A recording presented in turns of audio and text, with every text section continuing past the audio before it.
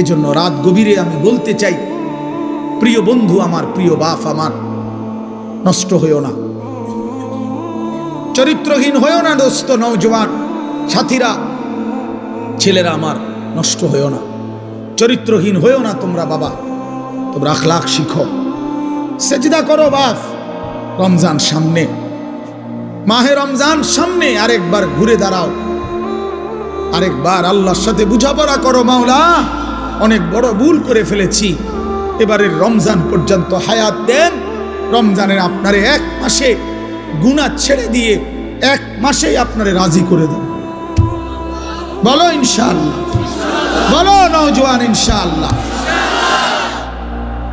এক মাসে আল্লাহকে রাজি করবা, এক মাসে গুনাহ ছেড়ে দাও, নারী ছবি, মদ জুয়া, অশ্লীলতা, বেহায়াপনা বন্ধু ছেড়ে দাও, 5 ওয়াক্ত নামাজ জামাতে পড়ো, ফজরের নামাজ কষ্ট করে পড়ো, ইবাদত কষ্ট করেই করতে হয়, কষ্টের ফল মিষ্টি হয়, ইবাদত কষ্ট করেই করতে হবে। শয়তান তোমাকে উঠতে দিতে চাইবে না, তুমি শয়তানকে পিছনে ফেলেই ফজরের নামাজে উঠতে হবে। এজন্য রমজান আমাদের সামনে, আল্লাহ পাক ওয়াদা দিছে বান্দা, লাআল্লাকুম তাত্তাকুন, আমি ওয়াদা দিলাম, ইয়া আইয়ুহাল্লাযীনা আমানু, হে ঈমানদারগণ, কুতিবা আলাইকুমুস সিয়াম কামা কুতিবা আলাল্লাযীনা মিন ক্বাবলিকুম, প্রত্যেক যুগের ঈমানদার উম্মতের মতো আমি আল্লাহ তোমাদের উপরও রমজান রোজা ফরজ করলাম। আল্লাহ বলেন রোজার মধ্যে অ্যাটম আছে, শক্তি আছে, লাআল্লাকুম তাত্তাকুন, একটা মাস রমজান পালন করিলে, আমার হুকুম পালন করিলে, ইফতার করবা ঠিক মতো, সাহারি খাইবা ঠিক মতো, 20 রাকাত তারাবি পড়বা, 20 ওয়াক্ত নামাজ পড়বা জামাতে ঠিক মতো, জিকির করবা, তেলাওয়াত করবা, শেষ দশকে এতেকাফ করার চেষ্টা করবা, বেজর রাত্রি শেষ দশকে সবে কদর তালাশ করবা। আর একটা রমজান চুরি ডাকাতি, জিনা ব্যভিচার, মদ জুয়া, সুদ ঘুষ, বেহায়া হারাম রোজগার সব ছেড়ে দিয়ে একটা মাস আমার হয়ে থাকো বান্দা, আমার কাছে কাছে থাকো, আমার হুকুমের কাছে থাকো। আল্লাহ বলছে লাআল্লাকুম তাত্তাকুন, এক মাসে বান্দা আমি আল্লাহ তোমাকে মুত্তাকি বানিয়ে দেব, জান্নাতি বানিয়ে দেব। উইদ্দাত লিল মুত্তাকিন, রব্বুল আলামিন বলে জান্নাত বানানোই হয়েছে মুত্তাকিদের জন্য। কার জন্য? মুত্তাকিদের জন্য। এজন্য আল্লাহ বলেন কথা দাও বান্দা, এক মাস গুনাহ ছেড়ে দিবা, আমিও কথা দিলাম মুত্তাকি বানিয়ে দেব। কথা দাও বান্দা, এক মাস আমি আল্লাহর হুকুম পালন করবা, আমি ওয়াদা দিলাম তোমারে মুত্তাকি বানিয়ে দেব। আর মুত্তাকি হলেই জান্নাতি, মুত্তাকি হলেই জান্নাতি।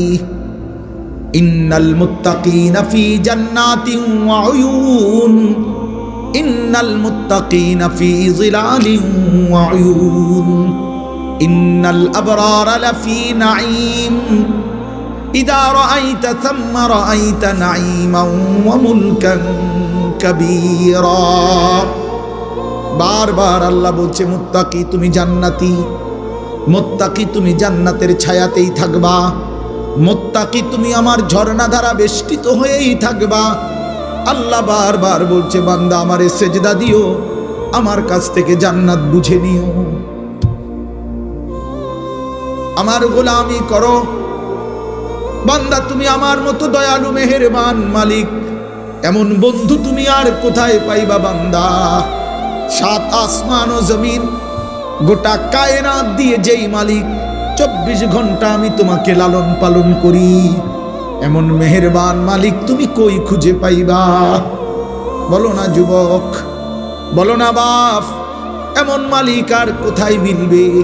ইয়া আইয়ুহাল ইনসানু মা গাররাকা বিরাব্বিকাল কারীম। আল্লাহ বলে মানুষ আমার মতো দয়ালু মেহেরবান মালিককে কেমনে পারলা ভুলে যেতে? আল্লাহ যদি আমারে ডাক দিয়ে বলে আনিস, গত একটা বছর তো আমি তোমাকে লালন পালন করেছি, সেই তুমি 365 দিন, একটা বছর কেমনে পারলা একদিনও ফজরের নামাজ না পড়ে থাকতে? বলো না যুবক, একটা বছরে কোনোদিন মনে পড়লো না তোমার উপরে আল্লাহ নামাজ ফরজ করেছে? আহা, হায় হায় হায় নওজোয়ান, তোমার মালিকরে এমন ভোলা কেমনে ভুললা? বানানেওয়ালাকে এইভাবে ভুলে গেলা? এক মায়ের 2 বছরের দুধ খাওয়াইছে যে মা, মার স্বপ্ন এই ছিল তোমারে 2টা বছর দুধ পান করাইয়া। মার বুঝি এই স্বপ্ন ছিল যে তুমি 16 বছরে সারাদিন হুদা মোবাইল টিপবার বেডি চাইবা। মা তোমার এই জন্য দুধ পান করাইছিল। মার এই নির্ঘুম রাত, মার 9 মাসের গর্ভে ধারণ, এর বিনিময়ে এই ফিরাইয়া দিলা মারে। মারে এমন বেইজ্জতি করলা কেন? বাবারে এমন বেইজ্জতি করলা কেন? 16 বছর বাপটা বিদেশ, বেচারার মাথা দিয়া ঘাম দিয়ার ঘাম ভাইয়া ভাইয়া পড়ে এক একটা টাকার জন্য। সারা মাসের জমানো টাকা একত্র করে বাড়িতে পাঠায়।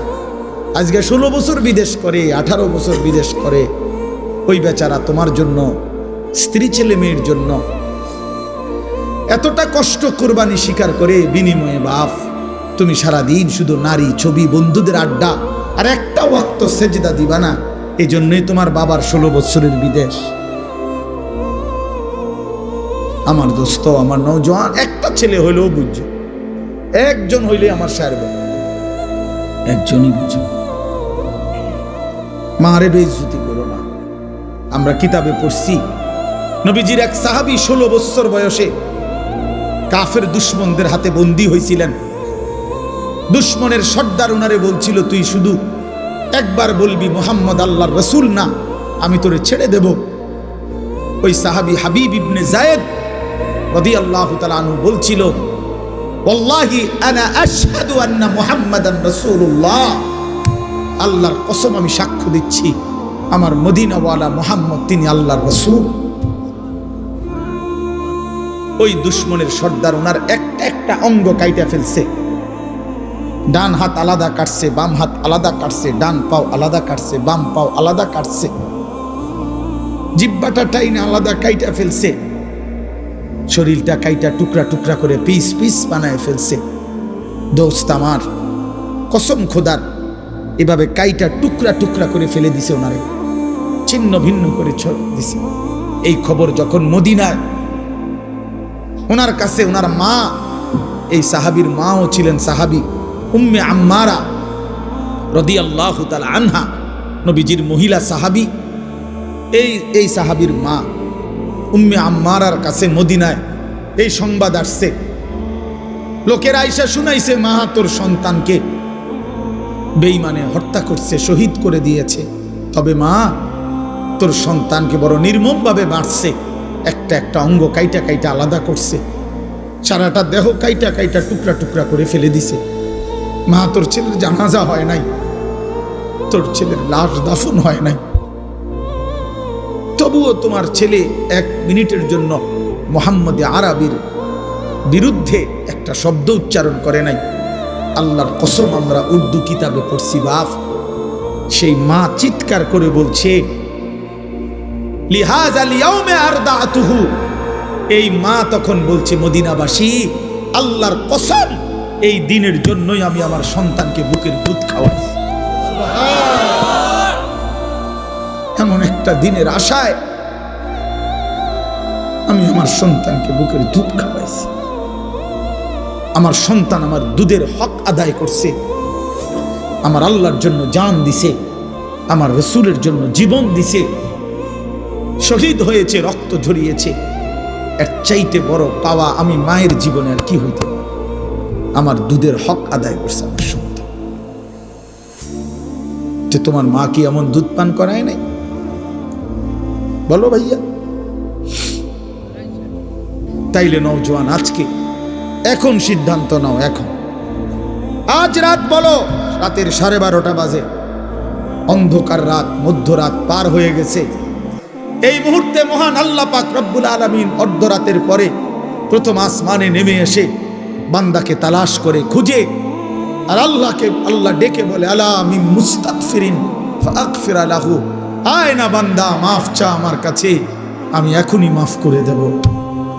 এজন্য নওজোয়ান বুঝে শুনে ঠান্ডা মাথায়, আবেগে না, বরং আল্লাহকে সাক্ষী রেখে 30 বছরের নিচে, আমি অনুরোধ করছি 30 বছরের ঊর্ধ্বে যারা, তারা না, 30 বছরের নিচে যাদের বয়স, তোমরা ছেলেরা, নওজোয়ানরা, আমার উস্তাদ এখানে, আমার মুরব্বীরা এখানে, সবাই রে সাক্ষী রাইখা তোমরা 5 ওয়াক্ত নামাজ, বিশেষ করে ফজরের নামাজ পড়বা। নারী, ছবি, অশ্লীল দৃশ্য দেখা ছেড়ে দিয়ে ইনশাআল্লাহ আমি ওয়াদা দিলাম যুবক, আজকে যদি তুমি সেজদা দিতে পারো, আল্লাহকে রাজি করতে পারো, আগামী দিনে ইসলামের পতাকা তোমাদের হাতে উড়বে ইনশাআল্লাহ। এই ওয়াদা দিয়া দাঁড়াও তোমরা। 30 বছরের নিচে যাদের বয়স, হিম্মত করে দাঁড়াও, বলো ইনশাআল্লাহ, জোরসে বলো, বলো, তোমরাই স্লোগান দাও, তোমরাই তাকবীর বলো, বলো।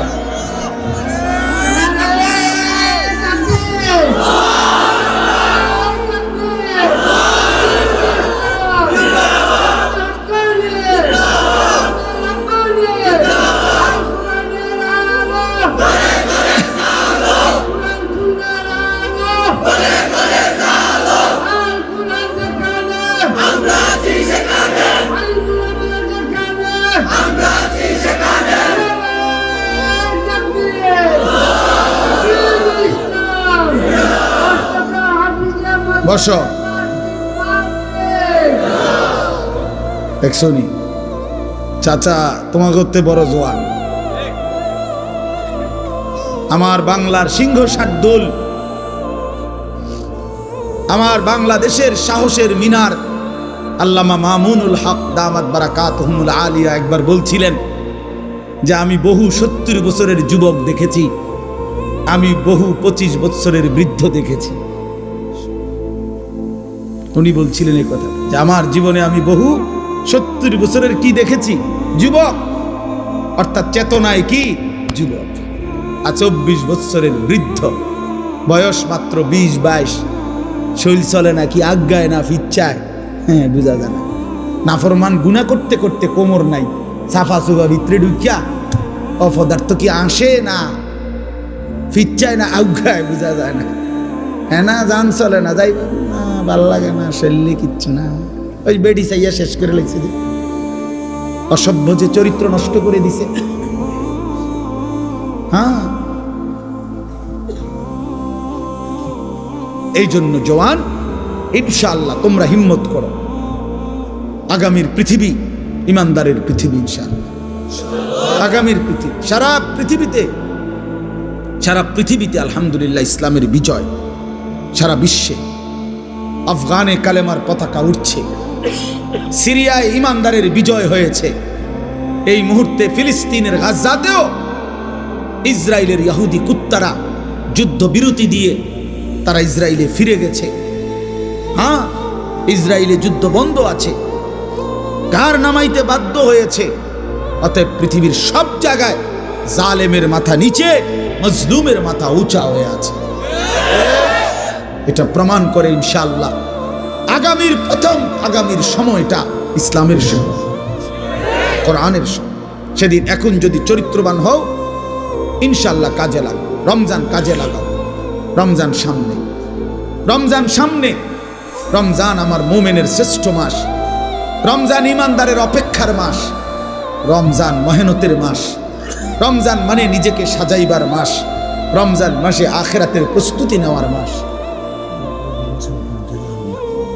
অতএব এটা ইনসাফ করো, রমজানের জন্য প্রস্তুতি নাও। আল্লাহ পাক ওয়াদা দিছে, কামা কুতিবা আলাল্লাযীনা মিন ক্বাবলিকুম লাআল্লাকুম তাত্তাকুন। আল্লাহ বলছেন, বান্দা আমি তোমাকে মুত্তাকি বানিয়ে দেব, 1 মাসেই মুত্তাকি। আমি তো এভাবে বলি যে আল্লাহ তাআলা আমাদেরকে ডেকে বলে, ইয়া আইয়ুহাল্লাযীনা আমানু, হে ঈমানদারগণ। তো আল্লাহ তাআলা রমজানের শুরুতে বলে, হে ঈমানদারগণ, তার মানে তোমার ঈমান আমি নিলাম, নারে ডাক দিছে কেন? তো মানে তোমার ঈমানের পাসপোর্ট আমি নিলাম। কুতিবা আলাইকুমুস সিয়ামু কামা কুতিবা আলাল্লাযীনা মিন ক্বাবলিকুম, মানে হলো একটা মাস, রমজানের এই পবিত্র মাসে রোজার হুকুম, আমার বিধান মেনে চলো। একটা মাস কথাটা মানো, গুনাহ ছাড়ো, নেক আমল করো। আল্লাহ বলেন আমি ওয়াদা দিলাম 1 মাসের মাথায় 30 দিন অথবা সর্বোচ্চ 29 দিন, 31 দিন লাগবে না, ওয়াদা দিলাম 31-এ যাবই না আমি আল্লাহ, 30 অথবা 29-এ আমি আল্লাহ লাআল্লাকুম তাত্তাকুন তোমার ঈমানের পাসপোর্টে তাকওয়ার ভিসা লাগায় দেব। তাইলে পাসপোর্ট এবং ভিসা যখন রেডি, ঈদের দিনে ফ্লাইট। ফ্লাইট কোন দিন? জান্নাতের ফ্লাইট, ঈদের দিনে ফ্লাইট। এজন্য হাদিসে আছে ঈদের দিন আল্লাহ পাক রব্বুল আলামিন ফেরেশতাদেরকে ডেকে বলে, হে ফেরেশতারা বলো তো, কোন শ্রমিক যদি তার পরিশ্রম পূর্ণ করে তাকে কি পরিমাণ মজুরি দেওয়া উচিত? তখন ফেরেশতারা বলে, মাওলা, তাকে তার পূর্ণ পারিশ্রমিক দেওয়া উচিত, কারণ সে যেহেতু কাজ কি করছে, পূর্ণ করছে। আল্লাহ পাক তখন বলে, ফেরেশতারা তোমাদেরকে সাক্ষী রেখে বললাম, আমার ইজ্জতের কসম, আমার মর্যাদার কসম, আমার এই বান্দাগুলো আমার রমজানের হক আদায় করছে, আমি তাদেরকে তোমাদের উপস্থিতিতে সাক্ষ্য রেখে আমি আমার এই বান্দাদেরকে মাফ করে দিলাম।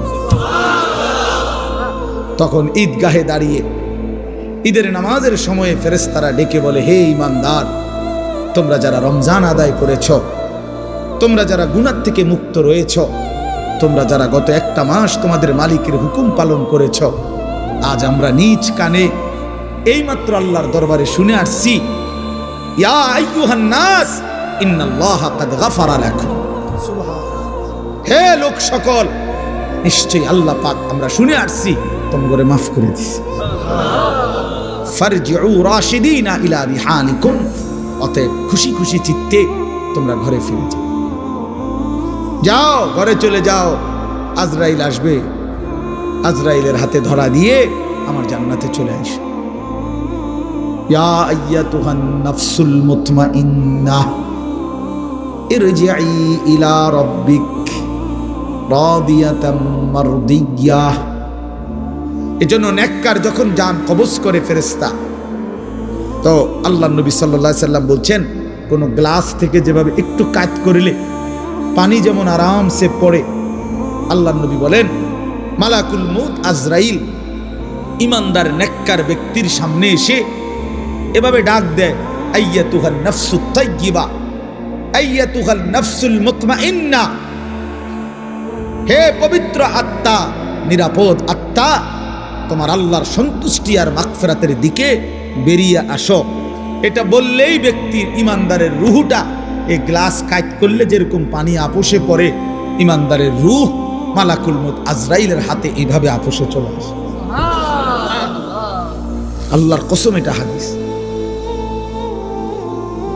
আর যখন কোন নাফরমান পাপীর কাছে মালাকুল মউত আজরাইল এসে হাজির হয়, আল্লাহর নবী বলেন, আজরাইল তখন আবার তাকে ডেকে বলে, আইয়াতুহান নাফসুল খাবিসা, হে খবিশ আত্মা, উখরুজি ইলা সাখাতিল্লাহ, তোর আল্লাহ নারাজি অসন্তুষ্টির দিকে আয়, বের হ। খোদার কসম, আল্লাহ পাক, আল্লাহর নবী বলেন, নাফরমানের রূহ তখন কলিজা থেকে বের হতে চায় না। তখন মালাকুল মউত আজরাইল কপ কইরা কলিজাটার মধ্যে ধইরা বেঈমানের রূহটা একটা টান দিয়া ছিঁড়া ফেলে।